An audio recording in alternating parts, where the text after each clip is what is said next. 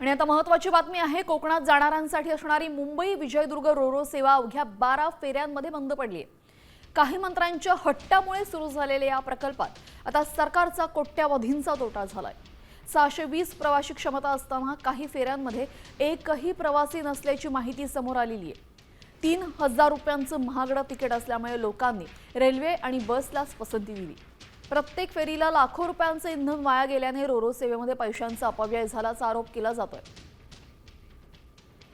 आपल्यासोबत आमचे प्रतिनिधी नितीन बिनेकर जोडले गेलेत। नितीन, विजयदुर्ग मुंबई ही रोरो अल्पावधीतच बंद पडलेली आहे, यामागचं कारण आपण स्पष्ट सांगा।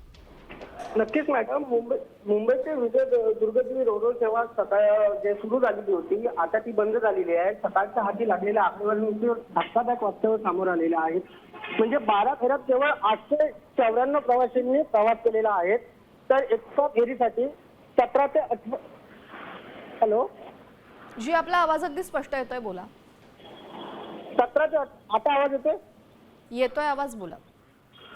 17 ते 18 लाख रुपयाचं म्हणजे इंधन लागतं आणि या फेरीला प्रत्येक फेरीला एवढा मोठा खर्च येत असताना हा खर्च संपूर्ण राज्य सरकार उचलत होतं। मात्र 12 फेऱ्यात या फेऱ्यानंतर ही रोरो बोट बंद झालेली आहे। एकंदरीत जर बघितला तर राज्य सरकारनं ही ज्या खासगी बोटीचा खर्च जो उचललेला आहे त्यामुळे कोकणामध्ये ज्या मूलभूत गरजा पाहिजे होत्या त्या गरजा नाही आहेत आणि अशा पद्धतीत ही रोरो सेवेला शासनाकडून थेट मदत केली जाते। त्यामुळे कुठेतरी नाराजीचं वातावरण पसरलेलं आहे। तसंच कोणत्या तरी विशिष्ट व्यक्तीसाठी नक्कीच नितीन, वाढलेला प्रवास खर्च, महागलेलं तिकीट, यामुळे आता आपण पाहतोय यामध्ये प्रवाशांचा अल्प प्रतिसाद मिळाला। धन्यवाद आपण दिलेल्या सविस्तर माहितीसाठी। तर आपण पाहतोय मुंबई विजयदुर्ग रोरो सेवा अल्पावधीतच बंद झालेली आहे।